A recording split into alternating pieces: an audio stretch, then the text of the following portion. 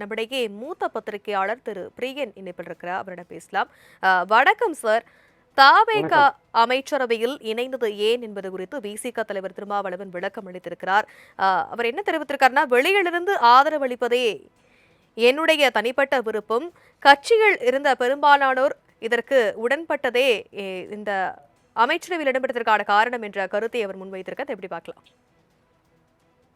அதாவது தாவேகா அமைச்சரவையில விசிகா இணைஞ்சது என்பது விசிகாவுக்கு கிடைத்த ஒரு வாய்ப்பு.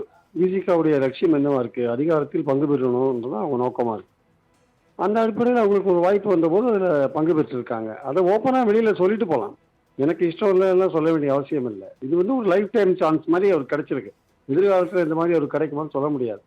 ஸோ அந்த சூழல்ல ஒரு வாய்ப்பு கிடைக்கும் போது அதை பயன்படுத்தி கட்சிக்காரங்களுக்கு அந்த அதிகாரத்தில் பங்கு இருக்கிறதுக்கான முயற்சிகளில் அவர் இறங்கணும். அதை இறங்கிட்டாரு. அமைச்சர்களையும் சேர்ந்துட்டார்.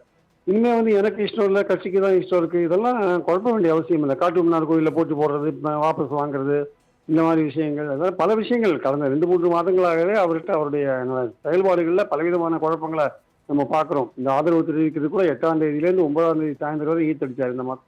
அதனால நான் என்ன சொல்றேன்னா, அவர் தெளிவான ஒரு முடிவு எடுக்கட்டும். அமைச்சரவையில் சேருவது, அதிகாரத்தில் பங்கு பெறுவது என்பது விடுதலை சிறுத்தைகளோட லட்சியத்தில் ஒன்று. அதுக்கான வாய்ப்பு இப்போ அமைஞ்சிருக்கு. நாங்கள் அமைச்சரவையில் பங்கு பெற்றிருக்கோம். எங்களுக்கும் திமுகவுக்கும் கொள்கை அளவில் எந்த விதமான வேறுபாடும் இல்லை. இப்போ நாங்கள் கூட்டணியை விட்டு பிரிய வேண்டிய நிர்பந்தத்துக்கு ஆளாயிருக்கோம். ஓப்பனாக வெளிப்படையாக பேசுறது அவருக்கு நல்லது.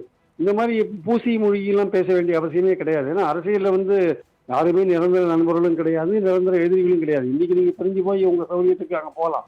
நாளைக்கு 29 தேர்தலில் மீண்டும் நீங்கள் திமுகவை நோக்கி வரக்கூடிய வாய்ப்பு இல்லைன்னு நான் உறுதியாக மறுக்க முடியாது. ஸோ அதனால தற்சமயத்துக்கு இது பெஸ்ட் ஆப்ஷனாக அவங்களுக்கு இருக்கு. அதாவது 2வது விஜய்க்கும் என்னன்னா முதல்வர் விஜய்க்கும் இவங்களை எப்படியாவது உள்ள இழுத்து போட்டு அவங்க வெளியிலேருந்து ஆதரவு கொடுக்கறது பதிலாக உள்ள வந்துட்டாங்கன்னா அதிகமாக பேச மாட்டாங்க. ஸோ அதிகமாக பேசாத இருக்கிறது அவருக்கு நல்லது, விஜய்க்கு நல்லது. அதனால அவங்க உள்ள இழுத்து போட்டார். வெளியில இருந்தாங்கன்னா பல இஷ்யூஸ்ல அவங்க வெளிப்படையாக பேசுவாங்க. உள்ள போயிட்டாங்கன்னா அமைச்சரவையோட கூட்டு பொறுப்புக்கு அவங்க கட்டுப்பட வேண்டிய கட்டாயத்தில் இருப்பாங்க. விடுதலை சிறுத்தைகள் போன்ற கொள்கைகளில் திடமா இருக்கிற கட்சிகளுக்கு பலவிதமான சோதனைகள் ஆட்சியில வரும்.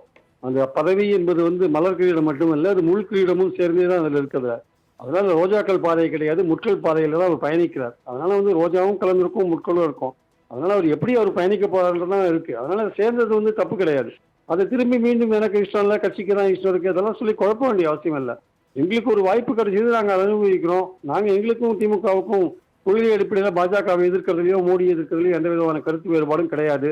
விஜய்க்கும் அந்த மாதிரியான நோக்கம் இருக்குன்னு தான் நாங்கள் நினைக்கிறோம் சொல்லிட்டு ஒரு போய்கிட்டே அவர் பயணத்தை தொடர்ந்துட்டே இருக்கலாமே தவிர தொடர்ந்து திருப்பி திருப்பி குழப்ப வேண்டிய அவசியம் இல்லை என்பது என் கருத்து.